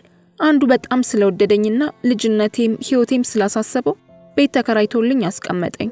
ለቤት ኪራይ 600 ብር እየከፈለኝ የሚያስፈልጉኝን ወጪዎች መድቦልኝ መኖር ጀመርን። ቅምጥ ሆነሽ ነው ስላት በኃይል ሳቀችና ሲጋራዋን አቦነነችው። የሲጋራዋ ጭስ በቀጥታ አፌ ውስጥ ገባ። ሆን ብላ ያደረገችው ነገር ስለሆነ አልተቀየምኳትም። ቅምጥ መሆኑ ያበሳጫት ትመስላለች። እንደ ሚስት ሆኜ ነው የተቀመጥኩት። በጣም ሀብታም ነው። የሚያደርገውን ያደርግልኛል። በዚህ መልኩ ለ3 ወራት ያህል አብረን ኖርን። ሚስት ሆንሽ? አዎና፣ በሳምንት 2-3 ቀን ቤት ቢመጣ ነው። በወር ምን ያህል ብር ይሰጥሽ ነበር? እስከ 3000 ብር ይሰጠኝ ነበር። 3000 ብር አልበቃ ስትለኝ እሱ በማይመጣበት ቀን የቡና ቤት ስራዬን ጀመርኩ። እሱ ሳያውቅ በሳምንት 2 ወይም 3 ቀን እየሰራው ሳለ ነቃብኝና ትቶኝ ጠፋ። እድልሽን ያበላሽሽው ራስሽ ነሻ። እንዲህ አይነት እድል ባፍንጫዬ ይውጣ። አንድ ሰው በገንዘብ ስላስቀመጠኝ ሎተሪ ወጣልኝ ማለት ነው። 3000 ብር ምን አላት? የቤት ኪራይ ሲከፈል፣ የጫት ወጪን ስቆርጥ፣ ምግብ፣ ሲጋራ፣ ልብስ ሲባል ገና በ10ኛው ቀን ታልቃለች። እና እንዴት ልኖር? ልራብ? ከሱ ጋር የምኖረው እኮ የተሻለ ህይወትን ፍለጋ እንጂ የበለጠ ለመራብ ነው እንዴ? ባለ ትዳር ነው? አላውቅም። ያለ ኮንዶም ነበር የምትወጡት? በስማም፣ ምን ነካህ? አይ ባልሽ ሆኗል ብዬ ነው። ወንዶችን አላምንም። ተመርምሬ ነፃ መሆኔን ካረጋገጥኩ በኋላ በጣም ጠንቃቃ ሆኛለሁ። ግን የተሳሳትሽ አይመስልሽም? ህይወትሽን ለመቀየር ያ ሁሉ ብር የሚከፍልን ሰው ሸውዶ ማታ ማታ ቡና ቤት መስራት ተገቢ ነው? ግፈኛ ነሽ። አንዴ ወዶ ከገባበት ሁሉንም ነገር ፈቅዶ መሆን አለበት። እኔ አኑረኝ ክፈልልኝ ብዬ ለምኛው አይደለም ያስቀመጠኝ። ለራሱ የሚመቸውን አደረገ። እኔ ደግሞ ለወንድ ብዬ መሰቃየትና መራብ ስለሌለብኝ አይሆንም። ጫት፣ ሲጋራ እንድተይ ይፈልጋል። ታይ ስላለኝ ግን መተው አልችልም። ከወደደኝ እስከ ችግሬ ሊወደኝ ይገባል። እኔ እኮ የሽርሙጥና ፍቅር ኖሮኝ አይደለም ይሄን የማደርገው። የሥራ የገንዘብ ማግኛ መንገዴ ነው። ስለዚህ ሲቸግረኝ እሰራለሁ፣ ሲኖረኝ ደግሞ እቤት ያርፌ እቀመጣለሁ። የመሸርሙጥ ፍቅር የለብኝም። ከሰውየው ጋር ከተጣላም በኋላ አንድ ሌላ ሰው ተዋወቅኩና የተወሰነ ብር ሰጥቶ ጫት ቤት ከፍቼ መስራት ጀምሬ ነበር። ይህን ህይወት ትቼው ነበር። እርግፍ አድርጌ ትቼው ነጋዴ ሆኜ ነበር። ስከስር ግን ተመልሼ የገባሁበት። የጫት ንግድ ደግሞ ኪሳራ አለው እንዴ? ልክ ነህ፣ ኪሳራ የለውም። ደና እየተሻሻልኩ ሳለሁ ግን ሺሻ ይጨስም ብለው የሺሻ እቃዎቼን ወሰዱብኝና ጫት ቤቴን አሸጉብኝ። በእርግጥ ሳንቲም ጠይቀውኝ ነበር። ሳንቲሙን ብሰጣቸው ኖሮ ይምሩኝ ነበር። የኔ የሚወት ዳግም ወደዚህ አስቀያሚ ቦታ አይመለስም ነበር። ምን ያህል ብር ጠየቁሽ? ብዙ ብር ነው የጠየቁኝ። ራሴን ለመቻል ስነሳ፣ ህይወቴን ለመቀየር ደፋ ቀና ስል ቤቱን አሸጉትና አጉል አደረጉኝ። ይኸው እዚሁ ዳክራለሁ ብላ ተከዘች። ሲጋራዋን በኃይል ሳበች። መተርኮሻው ላይ ተረኮሰችና በኃይል ተነፈሰች። ጥሩ ጭንቅላት አላት። ታግላ ሰው ለመሆን ተፍጨረጨረች። ያዋጣኛል ባለችው መንገድ ተሰማርታ ሰው ለመሆን ብዙ ደከመች። የሙሰኞች ድርጊት ደግሞ መልሶ ጠልፎ ጣላት። አንዳንድ ጊዜ መንግስት በክፍለ ከተሞች ተግባራዊ እንዲሆኑ የሚያወጣቸው መመሪያዎች ህብረተሰቡን ከአደጋ ለመጠበቅ የሚል ይሆኑ እንጂ የክፍለ ከተሞቹ ደንብ አስከባሪ ተብዬዎች የሚፈጽሙት ሙስና፣ ደባና ወንጀል ህብረተሰቡን ይበልጥ አደጋ ላይ የሚጥል ነው። ለነገሩ ክፍለ ከተማ፣ ቀበሌ፣ ቅብርጥስ የሚባል ነገር መቼም አይጠራም። አንዲት ሴተኛ ዳሪነት በቃይ ብላ ራሷን ነፃ ለማውጣት ስትፍጨረጨር ቀበሯት። ይህ አንዲት ነፍስን እንደማጥፋት ይቆጠር ይሆን? አዎን። ለማንኛውም ሰላም ሁኑ። ልጅቱን ግን አድንቋት። አቤት ጭንቅላት፣ አቤት ያነጋገር ለዛ፣ አቤት ቋንቋ። የቡና ቤት ሴት ቀናተኛ ናት። በፒኪኒ እንኳን ይቀናሉ። ስካር መጥፎ ነገር ነው። ስካር የተከበረውን ሰው ያዋርዳል። ስካር ካለውት ክብር ላይ ብዙን ይቀንሳል። ስካር መጥፎም ስም ያሰጥቶታል። ሰካራም መባል አያሳምምም። ስካር መጥፎ ቢሆንም ግን ብዙ ታላላቅ የሚባሉ ዝነኛ ሰዎች ይሰክራሉ። ስካራቸው ደግሞ ከነበራቸው ክብር በብዙ ጥፍ ቁልቁል ያዘቅጣቸዋል። ለምሳሌ በጣም የሚያከብሩትና ሕይወቶን የቀየረልዎት፣ ምናልባትም ከእግዚአብሔር በታች ካለመኖር ወደ መኖር ያሸጋገሩት አንቱ የተባለ ዶክተር ጥንብዝ ብሎ ሰክሮ እየተለፋደደ ቢያገኙት ምን ይላሉ? እርሶንም ስካር ተጠግቶት ከነበር ስካሮ በግርግር ሊለቆት ይችላል። በጣም የተከበረ መሐንዲስ ባለ 2 እና 3 ፎቅ መኖሪያ ቤቱን ዲዛይን ያደረገሉ አንቱ የተሰኘ ሰው በስካር ጠውልጎ ከረቫቱን ፈቶ ሊታነቅበት እያኮበኮበ እሪኡ እያለ ቡና ቤቱን በጩኸት ቢያቀልጠው ምን ይሰማውታል? ስካር ከክብሮ ላይ ብዙን ይቀንሳል የምንለውም ለዚያ ነው። ይሁንና የጨዋና የባለጌ ስካር የሚባል መኖሩንም ልብ ማለት ያስፈልጋል። ስካር በሴቶች ሲሆን ደግሞ መዘዙ ሚዛኑ ያህል ይጨምራል። ሴቶችና ስካር ባይዛመዱ ይመረጣል። የሴት ሰካራም አጋጥሞት ያውቃል። የሴቶች ስካር ለዛውን ሲያጣ የሚያጋጥምበት ጊዜ አለ። ሴቶች ሲሰክሩ የሚያደርጉትን አያውቁም። አቅላቸውንም ለመሳት በጣም ቅርብ ናቸው። የወንድ ሰካራም የፈለገውን ሰክሮ ጠጥቶ ጥግብ ብሎ ቢለፋደድ ሰው ላይ ያስቀይም ይችላል። ንብረትም ላይ ያወድም ይችላል። ሰዎችንም ላይ ረብሽ ይችላል። ሴት ሰካራሞች ግን ቤቱን የመበጥበጥና የመረበሽ እድላቸው በጣም የሰፋ ነው። ከዕለታት ባንዱ ቀን ምን ሆነ መሰላችሁ? አንድ የታወቀ ባርና ሬስቶራንት ውስጥ ነው። ከምሽቱ 4 ሰዓት ሆኗል። የቤቱ ተጠቃሚዎችና ደንበኞች መስተናገድ በሚገባቸው ልክ ተስተናግደው ወደ የቤታቸው ሄደዋል። እዚህ ሬስቶራንትና ባር የቀረነው ጥቂት ሰዎች ብቻ ነን። እዚያ ማዶ ደግሞ 5 ሴቶችና 2 ወንዶች አሉ። ሴቶቹ 5 ለ2 በሚመሩት ግሩፕ ውስጥ ሴቶች በበላይነት ወንዶቹን ተጭነው እየተጫወቱ ነው። የወንዶቹ ድምፅ አይሰማም። ሴቶቹ አይን ጠጣሉ። አክሱማይት ስካር የሚባለውን ነገር አሁን ሴቶቹ ላይ ያገኘ ነው። 5ቱም ሴቶች ሰከሩ። ሴቶች ሲሰክሩ ምን እንደሚያደርጉ ያውቁትም ያልኩት ነገር እዚህ ላይ ይሰራል። ዋይኑ ሲደጋገም ስካር በቁጥጥሩ ስራ አደረጋቸው። ሴትን ልጅ ዋይን ካጠጣሃት ከእርሷ የምትፈልገውን ሁሉ ታገኛለህ። ፍቅር ከፈለክ ፍቅር ታገኛለህ። ሰላም ከፈለክ ሰላም ታገኛለህ። ሚስጥር ማውጣጣት ዓላማ ከሆነ ደግሞ ሚስጥር ባካፋ ዝቀት አወጣለህ። ያለኛ እንደ ወዳጄ ትዛለኝ። ለካስ እውነት ኖሯል። ሴቶቹና ስካር እዚህ ላይ በደንብ ተመቻችተዋል።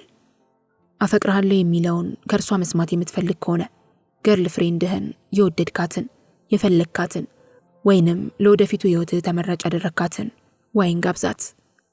ያኔ ሚስጥር ትስቃለህ። ምናልባትም ሚስጥሩ በጣም የምትወደውና ሚስጥረኛ የምትለው ጓደኛህ ላልጋ ላይ ጨዋታ ጠይቋት ሊሆን ይችላል፣ ወይም ደግሞ የቢዝነስ ሚስጥር ሊሆን ይችላል። ይህ ሁሉ የዋይን ውጤት ነው። እና ምን ሆነ መሰላችሁ? 5-2 የሚመሩት ሴቶች ነፃነታቸውን እስከ ጥግ ድረስ ተቀዳጅተዋል። ይህ ነፃነታቸው ደግሞ የሚሆኑትን አሳጥቷቸዋል። ሳቅ በሽ ነው። ለነገሩ ሳቅ የተለመደ ነው። እንደ አውራ ዶሮ ያስካካሉ። ማስካካታቸው ወንጀል የለውም። ክፋቱ ሳቃቸው የጆሮ ታምቡራችንን እንዳይበጥስ ውታፍ ማስፈለጉ፣ ጥጥ ማስደረጉ ነው። ቤቱ ባዶ መሆኑ በጀ እንጂ ጠጪዎች ምን ማዕት መጣብን ማለታቸው አይቀርም ነበር። የቤቱ አስተዳዳሪ የሆነውን እያየ አቀርቅሮ ከመመልከትና አንዳንዴም ከት ብሎ ከመሳቅ ውጪ አማራጭ አልነበረውም። አሁን የሴቶቹ ነገር ከቅም በላይ ሆኗል። የስካራቸው መገለጫ እንደ ልባቸው መሆናቸው ወይም ደግሞ ቤቱን በሳቅ መበጥበጣቸውና የአንዳንድ ሰዎችን የጆሮ ታምቡር ለመበጠስ በመሞከር ብቻ ተወስኖ አልቀረም። እናም 5ቱም ሴቶች አንድ ላይ ተነሱና እጅ ለእጅ ተያያዙ። እስክስታ ይሉት ሬጌ ድብልቅልቅ ያለውንና ስሜታቸውን ብቻ የሚገልጸውን ዳንስ አስነኩት። እንደነገርኳችሁ ይህ ባርና ሬስቶራንት የተከበረ ነው። እንኳንስ ሊጨፈርበትና ዳንኪራ ሊረገጥበት ቀርቶ ዳንስ ለመደነስ አስቦ የሚያውቅ ደንበኛ ስለመኖሩ እጠራጠራለሁ። እነኚህ በዋይን የደመቁ ሴቶች ግን ደፈሩት። የቤቱ አስተዳዳሪ ወይም ባለቤት አሁንም ዝም አለ። ከአቅሙ በላይ እንደሆነበት ቢያስታውቅም ሁኔታውን ለመቋቋም የሚተነፍሰው ነገር አጣ። ከወዲህ ወዲያ እየተሳሳቡ እየዘለሉ የዳንስ አምሮታቸውን ተወጡና በወንዶቹ ጫና ይመስለኛል ከቤቱ ሲወጡም እየጨፈሩ ነበር። በየቦታው ተንጠባጥበው የተቀመጡት ደንበኞችም ባለቤቱም አሁን እፎ ያሉ። የሄለን በርሄ ኡዛዝ አሊና የሚለው ዘፈን ሲከፈት 5ቱም ሴቶች እየተጫጫሁ እያሉ አንዷን እየጎተተች እንደ ባቡር እየተሳቡ ገቡ። ስለ እውነት ለመናገር የሴቶቹ የጩኸት መጋነን ሴቶቹ ዘንድ አንዳች መልካም ያልሆነ ነገር ወይም ያልታሰበ አደጋ የደረሰ ነበር የመሰለን። በሄለን በርሄ ኡዛዝ አሊና ዘፈን ዳንኪራ ረገጡ። ለዛውም በሳተ ቅብጥብጥነት ዳንሱን አስነኩት። ሄለን በርሄ ኡዛዝ አሊና ስትል ሴቶቹ ሞዛዛው ባሌና የሚሉ ይመስሉ ነበር። ስለ ሴቶችና ስካር ይህንን ያህል ከተጨዋወትን ወደ ሌላው ርዕሰ ጉዳያችን አብረን እንዝለቅ። መቼስ ስለ ስካርም አይደል ያወራ ነው። ስካርን ስታስቡ ሴቶችም ወንዶችም ስለ ራሳችሁ ወይም ስለ ሌላው የታዘባችሁት ነገር አይጠፋም። እንደተለመደው በቡና ቤት ውስጥ ተገኝቻለሁ። አንዲት የራት ልብስ የሚመስል የለበሰች ሴት ጋር ኮከባችን ገጠመ መሰለኝ። ጨዋታ ያዝን። የኮከባችን መገጣጠም እስከየት ድረስ ይዘልቃል? እንዴትስ ይቀጥላል? አይታወቅም። ለአሁኑ ግን ድስትና ግጣሙን ሆነናል። ኮከብ ሲገጥም ደግሞ ደስ ይላል። በቃ አንዳንድ ነገረኞች መግባባታችን እስከ መጨረሻ የሚቀጥል ሊመስላቸው ይችላል። ወይም ደግሞ ብዙ ነገር ሊሉን ይችላሉ። የኛ መግባባት ግን ከጨዋታና ከሳቅ የዘለለ ነገር የለውም። ሰርገኛ ነበርሽ? ሁሌም ሰርገኛ ነኝ። እንዴት? ይህ እኮ ድግስ ቤት ነው። ለኔ ሁሌም ሰርግ ነው። እድል ቀንቶት ይዞኝ የሚወጣ ወንድ ለኔ ሙሽራዬ ነው። ለአንድ ቀንም ቢሆን ይደሰት እንጂ። ደግሞስ የሰርግ ወር አይደል? ልብሱ በጣም ያምርብሻል። አውቃለሁ። ስለሚያምርብኝ እኮ ነው የለበስኩት። የማያምርብኝን ነገር አልለብስም። የማያምርብሽ ልብስ ቢኖር ጓደኞችሽ ይነግሩሻል? ጓደኞቼ እንኳን አይነግሩኝም። የቡና ቤት ሴት እኮ ምቀኛ ናት፣ ቀናተኛ ናት። የማይቻል ሆኖባቸው ነው እንጂ ቢገድሉኝ ደስታቸው ነው። ሳላውቀው የተቀደደ ልብስ አድርጌ ብመጣ እንኳን በደስታ ይፈነድቃሉ እንጂ ልብስሽን ቀይሪው ብለው አይነግሩኝም። የደረሰብሽ ነገር አለ? 5 ዓመት ቡና ቤት ሰርቻለሁ። በ5 ዓመት ህይወቴ ከቡና ቤት ሴቶች ውስጥ ጥሩ አይቼ አላውቅም። ሁሉም ምቀኞች ናቸው። ወይም ደግሞ እድሌ ይሆናል። ለሰው ጥሩ በሆንም ምቀኛ ላጣም ባይገርምህ አለችና ወደ ኋላ ዞር ብላ ተመለከተች። ልታሳየኝ የፈለገችው ነገር እንዳለ ያስታውቅባታል። ለካስ ጅንስ ሱሪ አላደረኩም። ጅንስ ሱሪ ያደረኩ መስሎኝ ነበር። ምን እንደሆነ ታውቃለህ? እንኳን በዚህ በትልቅ ነገር በዚች በትንሿ ፒኪን እንኳን ይቀኑብኛል። በምን የተነሳን የሚቀኑብሽ? በቃ እድሌ ነው መሰለኝ። በፒኪኒ ፓንት አሁን ሰው ይቀናል። የኔ እድል ግን እንዲህ ነው። የቡና ቤት ሴት ጥሩ የለችም የምለው አሳምሬ ስላየኋቸው ነው። አልቻሉኝም እንጂ ያጠፉኝ ነበር። ሴት አላምንም። አለባበሴን የምትቆጣጠረው የቤት ሰራተኛዬ ናት። ይህን ልበሽ፣ ይህን ቀይሪ ትለኛለች። እሷ የነገረችኝን ሁሉ ፈጽማለሁ። ከነርሱ ጋር ግንኙነት የለኝም። ድሮ ቡና ቤቶች ለሴቶች ማደሪያ ብለው በሚያዘጋጁት ቤት ውስጥ አድር ነበር። በዚያ ወቅት ታዲያ ጸጉሬ ተቆርጦ ይወሰድብኝ ነበር። ልብሶቼ ተቆርጠው ይወሰዳሉ። ምን እንደሚያደርጉት አላውቅም። አሁን ላይ ቆሜ ሳስበው ግን የሰሩት ነገር ተሳክቶላቸው ነበር። እነርሱ ያንን ሲያደርጉ የነበረው በብዙ መልኩ ነው። በዚያን ጊዜ ያገኘሁትን ብር በሙሉ ለነርሱ በትን ነበር። የጫት፣ የሲጋራ፣ አልፎ አልፎ ደግሞ የመዝናኛ ወጪዎችን እሸፍንላቸው ነበር። ሌላው ቀርቶ በጣም ብዙ አውጥቼ አርቲፊሻል ጸጉር የገዛውላት ሴት ነበረች። እኔን እንደፈለጉት ተጫውተውብኛል። መከራ በልቼ የማገኘውን ገንዘብ ለነሱ እንድበትን አድርገው አፍዝዘውኝ ነበር። ራሴን ችዬ መኖር ሲጀምር ሴቶች ቤት ማደር የሚባለውን እርግፍ አድርጌ ከተውኩ በኋላ ሰላሜን አገኘሁ። እዚህ ሀገር እኮ ብዙ ነገር ይሰራል። በተለይ እናንተ ወንዶች ስለ ቡና ቤት ሴት የማታውቁት ጉድ አለ። ለምሳሌ አንዲት ሴት ልጅ አለች። ያያት ወንድ ሁሉ ይጠይቃታል። አዳር መስራት ፈልጋ ወይም ደግሞ ጊዜያዊ መሄድ ፈልጋ ሳይሳካላት የቀረበት ጊዜ የለም። አሁን እሷን ሴቶች በሙሉ ያሟታል። አሰርታ ነው እያሉ ብዙ ነገር ያስወሩባታል። ምን ያህል ትክክል እንደሆነ ባላውቅም ሴቶች ግን ሲያሟት ሰማለሁ። አንቺ ግን በዚህ ታምኛለሽ? እኔ ባላምንም በዚህ የሚያምኑ ግን አሉ። ደግሞም የተጠቀሙበት ሴቶች አሉ። ሴቶች ቤት ውስጥ እኮ ከዚህ የባሰ ጉድ ትሰማለህ። አንድ ላይ ስንሰነብት ወይም ወንዳተን አብረን ስናድር አንዷ ለሌላዋ ጥሩ አመለካከት እንደሌላት የምትረዳው የዛን ጊዜ ነው። አንዷ ባሏን የቀማቻትን ለማጥፋት የማትፈነቅለው ድንጋይ የለም። ሌላዋ በቢዝነስ የበለጠቻትን ከምድረ ገጽ ለማስወገድ። ብቻ ብዙ ጉድ አለ። ሰራተኛሽ ቡና ቤት ውስጥ እንደምትሰሪ ታውቃለች? ታውቃለች። አንዳንድ ጊዜ የገጠመኝን እነግራታለሁ። አንድ ጊዜ አንድ ጎረምሳ ደንበኛ ነበረኝ። እድሜው 19 ቢሆን ነው። ቤተሰቦቹ ውጪ ናቸው። ሽቶ ይዞልኝ መጣና በደስታ ተቀብዬ እዛው ክፍል ሆነን ተቀባሁት። በጣም ጥሩ ልጅ ነው። ሽቶና ቦርሳ ይዞልኝ ነበር የመጣው። ጠዋት ቢዝነስ ሰርቼ ወደ ቤቴ ስገባ የተቀባው ሽቶ ጥሩ ሽታ የለውም። ታክሲ ውስጥ ስገባም ሰዎቹ ዞር ብለው ያዩኛል። እቤቴ ስገባ ይች ሰራተኛ ደነገጠች። የታመምኩ ነበር የመሰላት። በጣም ደነገጠችና ምን እንደምትሸችኝ ታውቂያለሽ አለችኝ። ደነገጥኩ። ምንድነው የተቀባሹ ስትለኝ አንድ ደንበኛ አንድ ቦርሳና ይህንን ሽቶ ይዞልኝ መጣ ብዬ አሳየኋት። ወሬ አቆርፋጅ ዌይተር አቋረጠን። ወሬ ማቆርፈድ በሕግ የሚያስጠይቅ ቢሆን ኖሮ ይህን ወሬ አቆርፋጅ ዌይተር ፍርድ ቤት ገትረው ነበር። ከውካዋ ብጤ ነው። እርሷ ስታወራ እኔ ሳዳምጥ፣ እኔ ተመስጬ እሷ ተመስጣ ሳለን ይሄ እርጎ ዝንብ ምን ልታዘዝሽ በሚል ለዛ ቢስ መስተንግዶ ወሬያችንን አስተጓጎለው። አንዳንድ ዌይተሮች ሴቶቹ ካላዘዙ አይናቸው ደም ይለብሳል። እርግጠኛ ነኝ የዚህ ዌይተር መቅለብለብ ደንበኞች በይሉኝታ ተጠፍረው ለግብዣ እጃቸውን ወደ ኪሳቸው እንዲሰዱ የሚያደርጉበት ያጓጉል ብልጣብልጥነታቸው ስልት ነው። ለነገሩ አይፈረድበትም። ሴቶቹ ሁሉ ቢራ ወይም አልኮል ወይም ምግብ አዘው የወንዶቹን ኪስ እንዲያራቁቱ ትዕዛዝ የሚሰጡት ባለቤቶቹ ናቸው። ዌይተሩ ምን አጠፋ? እኒህ ባለቤቶች ሴቶቹ በወንዶች እየተጋበዙ ስክር እንዲሉ ይፈልጋሉ። የሴቶቹ ጉዳይ አይጨንቃቸውም። ለእነርሱ ትልቁ ነገር በቀን 10 ወይም 15 ሳጥን ቢራ መሸጣቸው ወይም 2 ጠርሙስ ጎርደንና ዋይት ሆርስ መቸርቸራቸው ነው። እንዲህ ህሊና ሲጠፋ ያናድዳል። በእርግጥ በጣም መልካም የሆኑ ሴቶቻቸው ሲታመሙ የሚያሳክሙና አስታማሚ ቀጥረው የተቻላቸውን ሁሉ የሚያደርጉ ባለቤቶችም አሉ።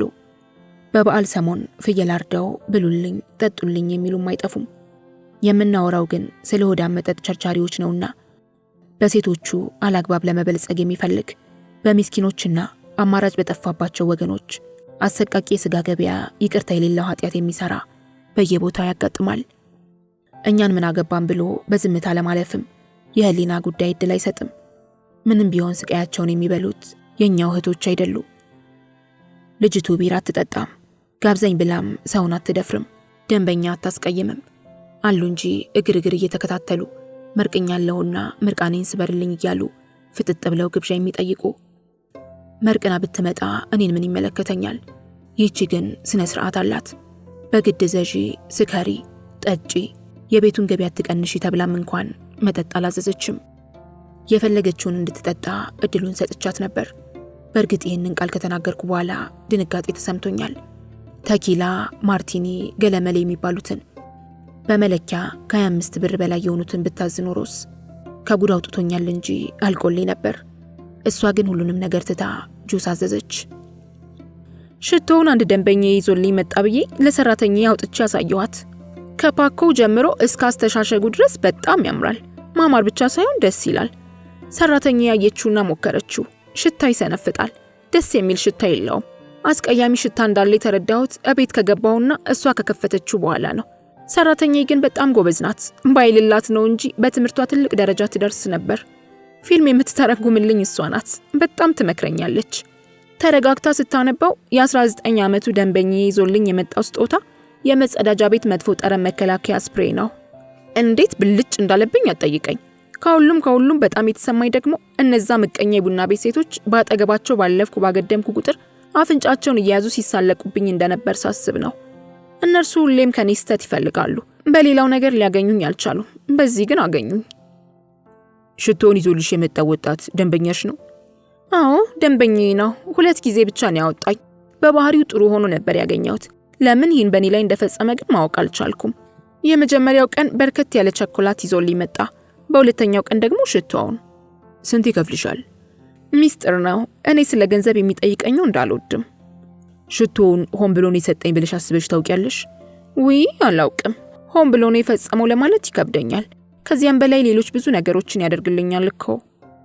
ያንቺ እድሜ ስንት ነው? 31። ከወጣት ጋር ቢዝነስ መስራት እንዴት ነው? ወንድ ሁሌም ያው ወንድ ነው። ምን ልዩነት አለው? ልጁ ገና ያልበሰለ ስለሆነ መክረዋለሁ። እንደ ታላቅነቴ ልቆጣው እችላለሁ። መቆጣቱ ግን እኔን ይጎዳኛል። እኔ ስራ እየሰራው ነው ያለሁት። እመክረዋለሁ። እንዴት ነው መክረዋለሁ ማለት? ምክሬ ጥላቻውን እንዳያሸሸው ተጠንቅቄ፣ ለምሳሌ ራሱን እንዲጠብቅ እነግረዋለሁ። ከኮንዶም ውጪ ከሴት ጋር እንዳይወጣ አስጠነቅቀዋለሁ። ስለ HIV ብዙ የሚያውቅ ቢሆንም እኔም የማውቀውን ሁሉ ላስረዳው ሞክራለሁ።